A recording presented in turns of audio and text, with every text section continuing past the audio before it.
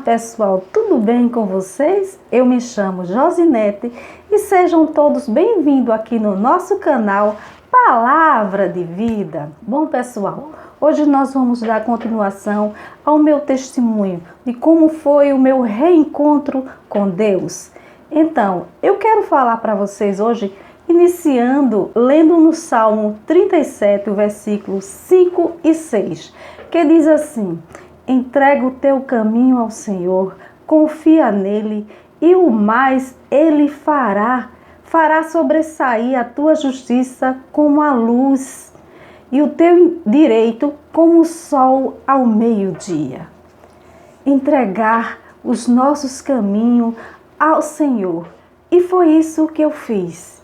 A partir do momento que eu entreguei a minha vida ao Senhor Jesus, as coisas começaram a fluir, mas algumas coisas foram um pouquinho difíceis, mas Jesus foi me ensinando pouco a pouco, e eu quero dizer para vocês que tudo o que aconteceu durante anos, não foi de um dia para a noite que aconteceu.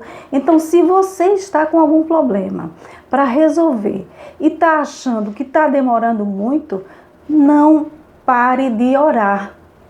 Continue orando e confiando que Deus vai resolver. Eu queria contar para vocês um segredinho que eu tenho comigo. E olha só o que aconteceu comigo. Quando eu era pequena, na faixa etária de 9, 10 anos por aí, eu tinha na minha cabeça o seguinte, que ouvia muitas pessoas na igreja dizer assim: Jesus morreu por você, Jesus pagou o preço por você, Ele morreu pelos seus pecados. Sabe o que eu dizia para mim mesmo? Mas eu não fiz nada, eu não fiz pecado algum, eu não cometi nenhum erro, então por que Jesus morreu pelos meus pecados? Veja a inocência de uma criança. Eu não sabia o que era o verdadeiro evangelho e o motivo pelo qual Jesus havia morrido. Entenderam? Como uma criança pensa coisas que realmente não são. Eu não tinha experiência com Deus para saber a realidade, o que era o evangelho do Senhor Jesus. Como eu contei para vocês no primeiro vídeo, se você não viu, corre lá e assiste depois o início do vídeo, que eu conto o meu reencontro com Deus. Eu falava que realmente eu cheguei a falar com meu esposo, que agora era uma serva do Senhor Jesus. Aquilo ele deve ter engolido em seco, porque a partir daquele momento ele sabia que eu não poderia estar nos ambientes que nós costumávamos frequentar.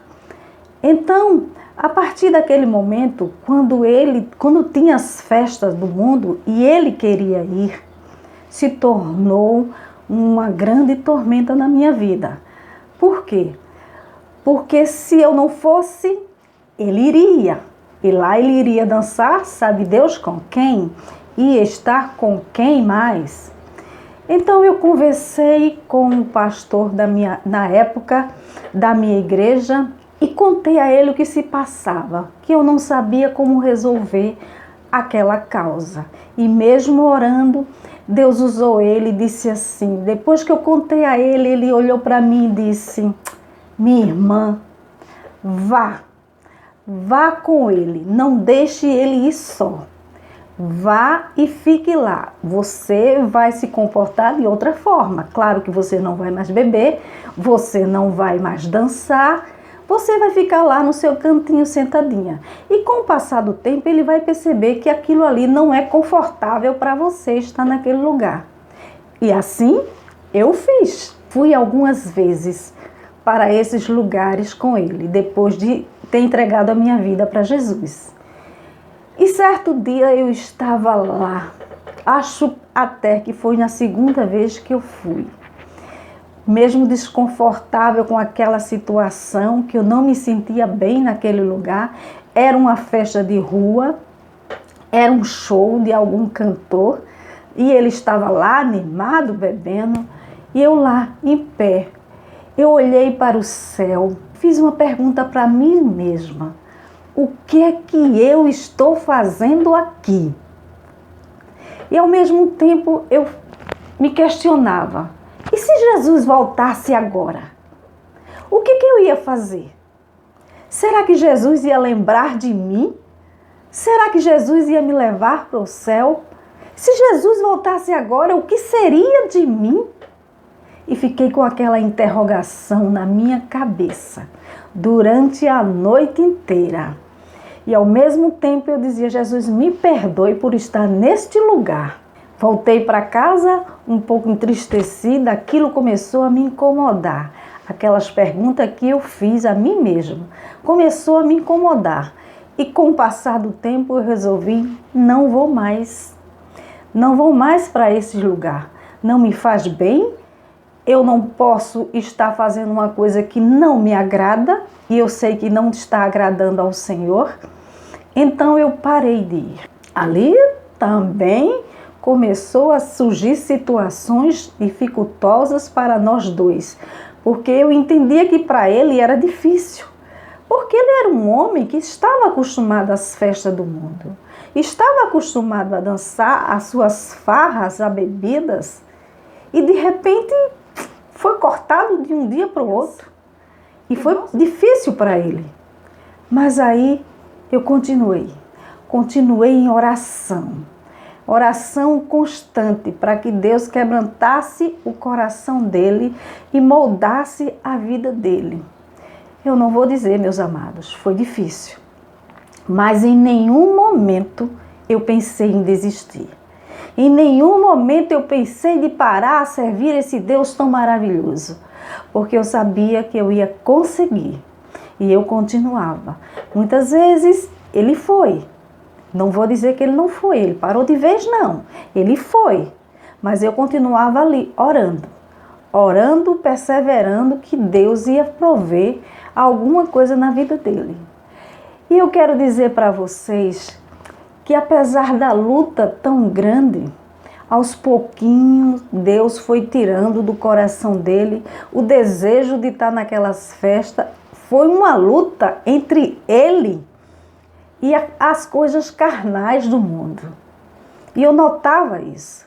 Muitas vezes ele ia para a igreja comigo.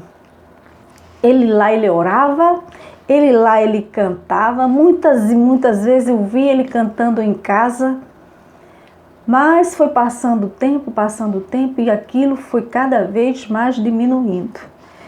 Hoje, eu não vou dizer para vocês que ele parou de beber, que ele não gosta de dançar, ele gosta.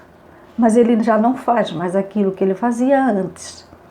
Deus foi transformando a vida dele, aos pouquinhos, porque nós não podemos descansar em oração, temos que continuar perseverando.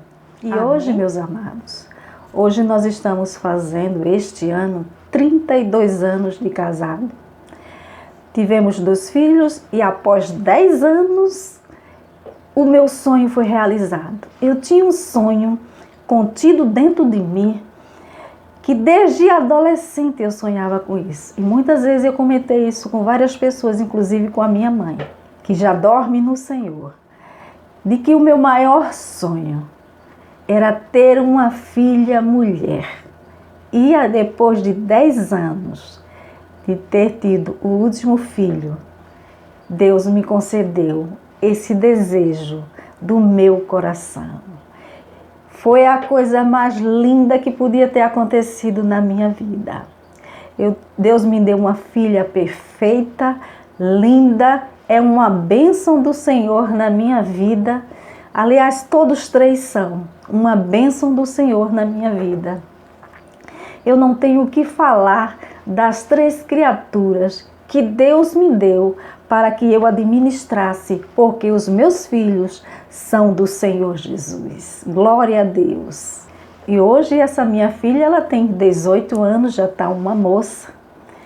Mas eu quero dizer para vocês, meus amados, que a sementinha que a minha mãe colocou no coração de todas as filhas dela, aquela sementinha que com todo sacrifício ela levava todas nós 4 para a igreja, aquela sementinha não se perdeu.